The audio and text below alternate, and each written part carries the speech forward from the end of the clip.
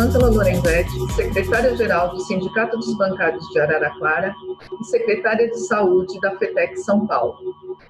Hoje conversaremos sobre um tema que tem causado muita dúvida na categoria bancária e em todos os trabalhadores de um modo geral, sobre requerimento de auxílio-doença em momento de pandemia. Esse tema foi escolhido porque nós temos recebido inúmeras dúvidas e questionamentos nas redes sociais do sindicato.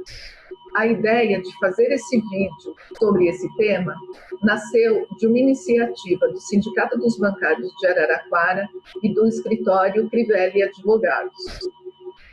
Nós selecionamos algumas questões, as mais recorrentes, que apareceram nas nossas redes sociais e convidamos a doutora Sara Quental, da equipe Crivelli Advogados, que é especialista em previdência, para respondê-las. Nós estamos falando no Facebook e no Instagram e convido vocês para acompanharem as nossas próximas conversas. Fiquem à vontade para curtir e compartilhar. Vamos à primeira questão. Como requerer o auxílio-doença em caso de incapacidade para o trabalho durante a pandemia? Olá, Rosângela, e olá a todos que estão nos assistindo. Agradeço o convite do Sindicato dos Bancários de Araraquara, nosso parceiro, de Crivelli Advogados, para bater um papo e conversar um pouco sobre um problema que tem sido muito recorrente desde o início da pandemia, principalmente após o fechamento das agências do INSS. A primeira pergunta, no caso, seria realmente como requerer esse benefício. Então, é importante pontuar que o afastamento do INSS, seja ele por problemas relacionados à contaminação ou suspeita de contaminação pelo Covid-19, ou por qualquer outro tipo de doença, deverá ser requerido no portal do INSS. Então, após o 15º dia de afastamento, o trabalhador ele fica a cargo do INSS. Nesse momento, é o momento de juntar todos os documentos, os seus relatórios médicos, para poder requerer esse benefício no portal do INSS. Doutora Sara, quais os documentos que devem ser juntados nesse requerimento? E existe algum requisito para a elaboração do laudo médico?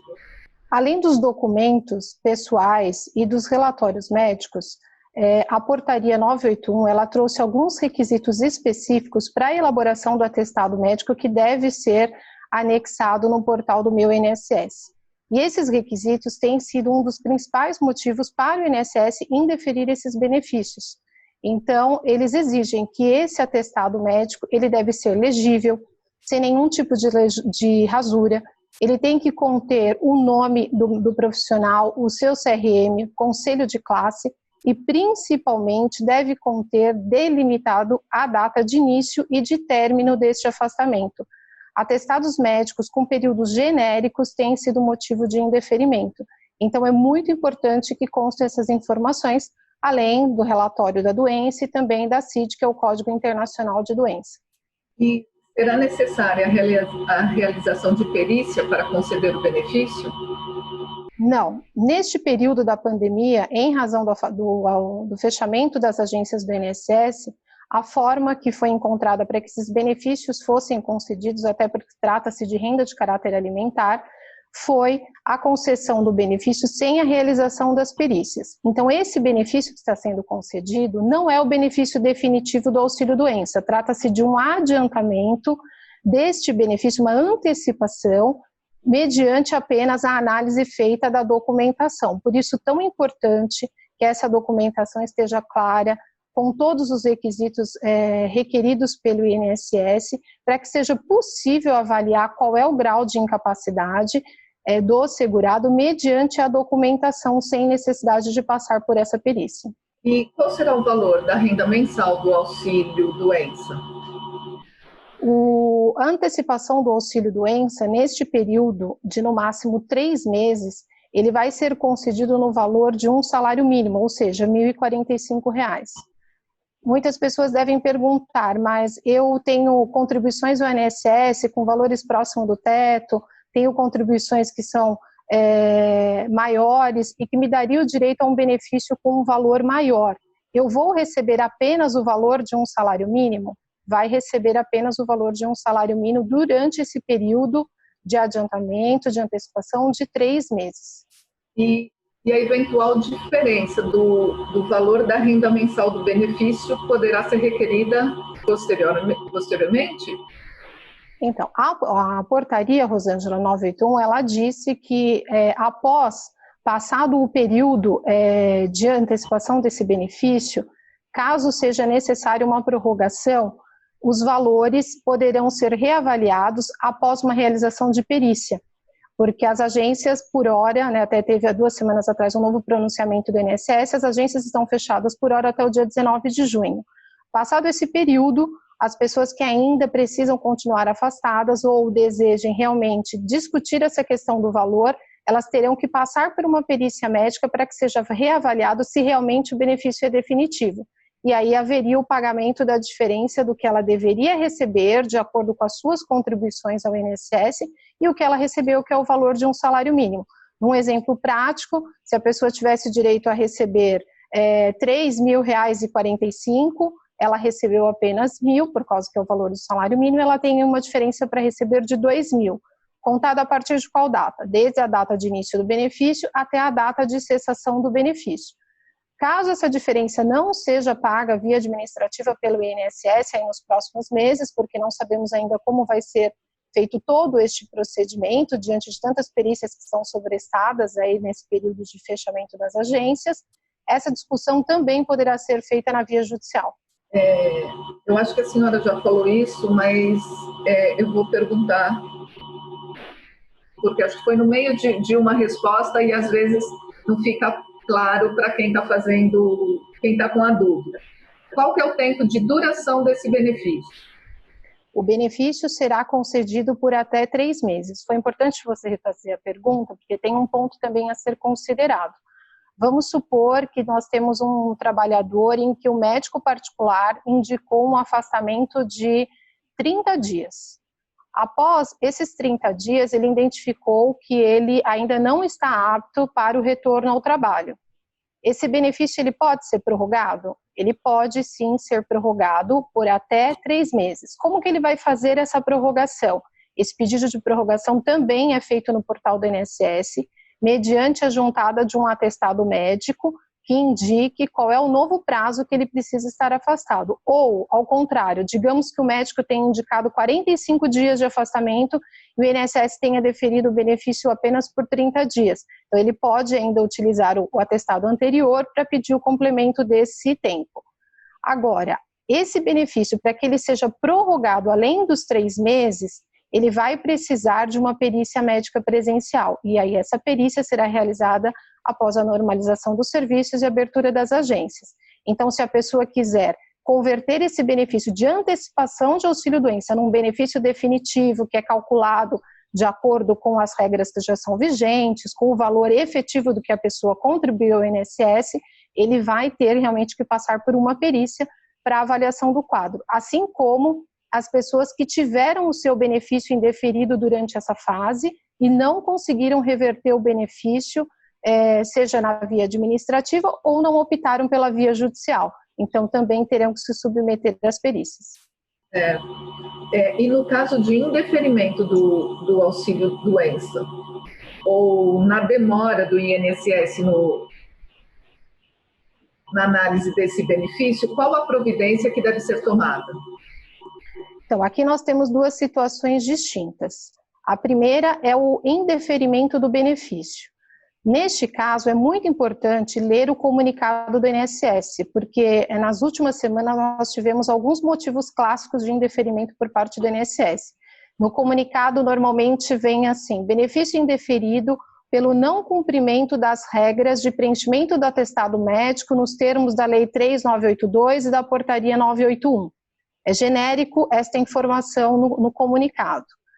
Quando acontecer isso, é importante que o beneficiário baixe o processo administrativo no portal do meu INSS para que possa ser avaliado quais foram as respostas dos quesitos feitas pelo perito, para que seja avaliado realmente se o INSS cometeu algum equívoco, porque às vezes pelas respostas dos quesitos verifica-se que está tudo ok, que a documentação juntada está de acordo com o exigido, todos os dados foram informados, porém o INSS indeferiu o benefício. Então, não pode apenas analisar o comunicado de decisão que traz um motivo genérico.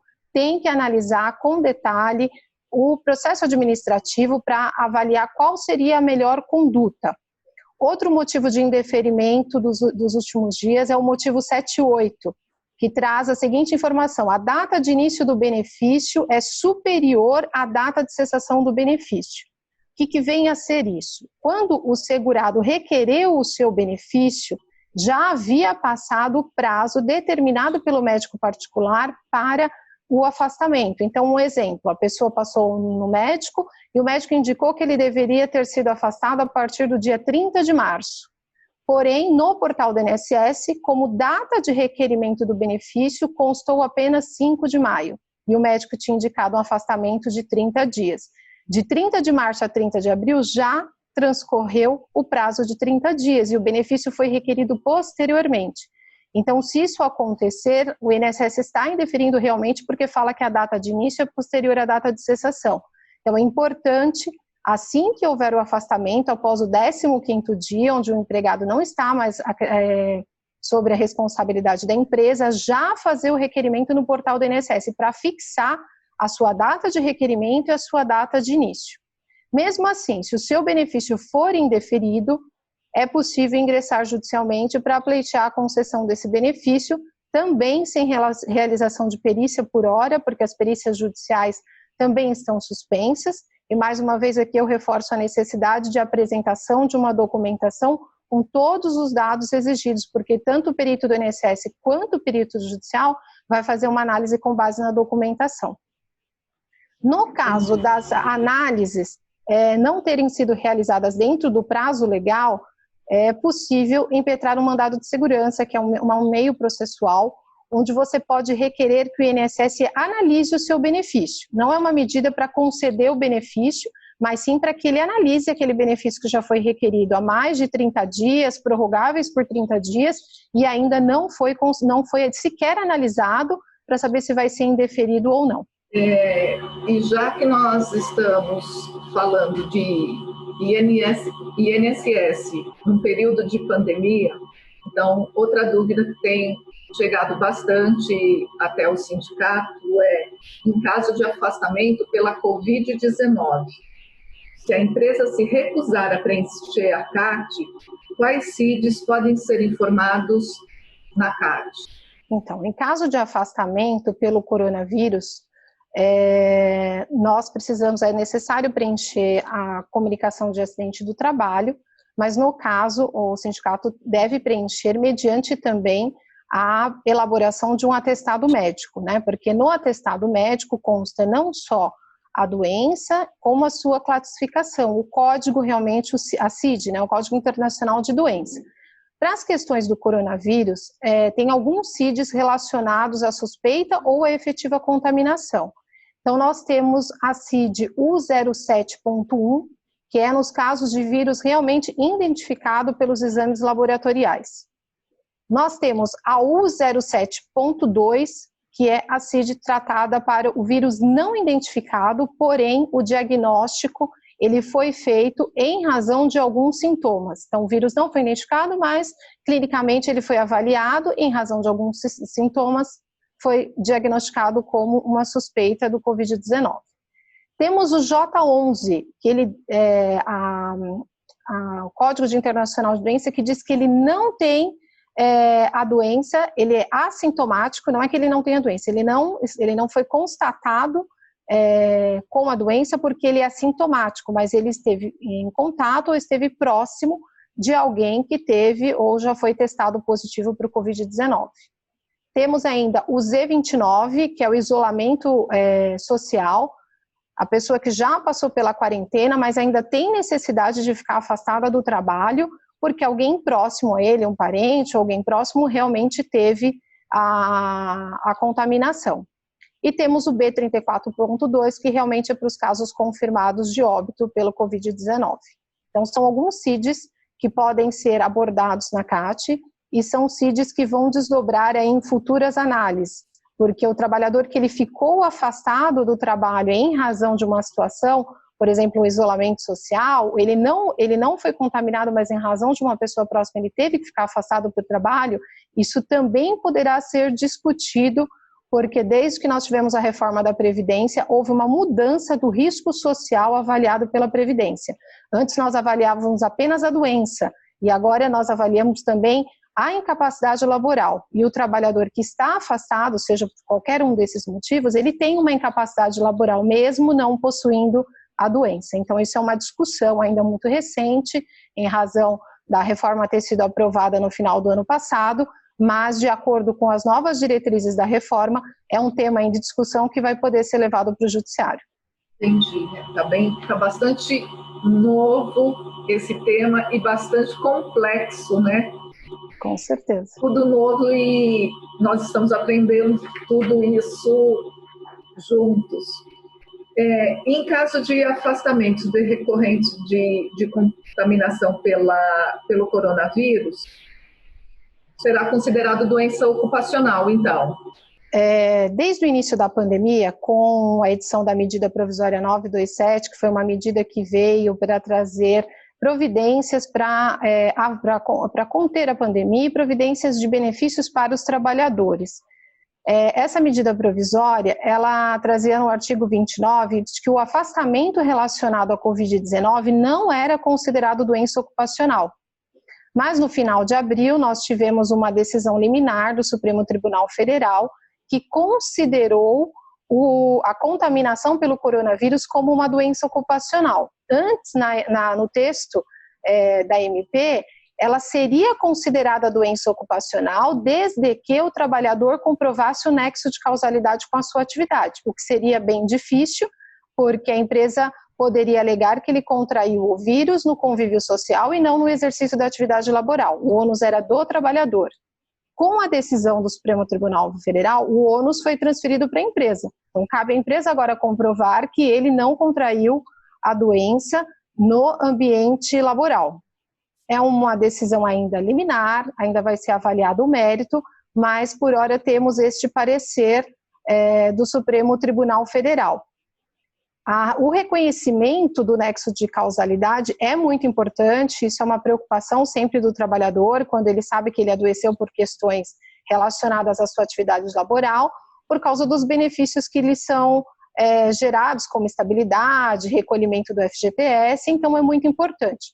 Por hora, diante dessa discussão que ainda não foi pacificada porque não temos uma decisão final, ainda teremos alguns problemas nos casos de indeferimento e necessidade de propor uma ação, porque como eu não defini ainda se tem realmente esse nexo de causalidade, nós teremos aí problemas onde eu vou discutir essa matéria na Justiça Civil, nas varas acidentárias que discutem realmente as doenças ocupacionais, ou eu vou discutir na Justiça Federal porque não tem esse nexo de causalidade. Então, até que haja essa decisão definitiva, nós podemos ter algumas ações que sejam distribuídas e nós vamos discutir aí a competência, porque ainda não há uma decisão definitiva, mas é um ponto muito importante a ser avaliado porque traz benefícios para o trabalhador. Foram essas as questões que mais apareceram nas redes sociais, são as maiores dúvidas dos trabalhadores nesse momento. Eu agradeço a participação da doutora Sara, agradeço ao escritório Crivelli Advogados. Lembrando, nós estamos no Facebook e no Instagram. Vocês que estão nos assistindo podem mandar sugestões para os próximos vídeos, para os próximos temas, podem sugerir temas ou podem fazer perguntas para nós discutirmos num próximo vídeo.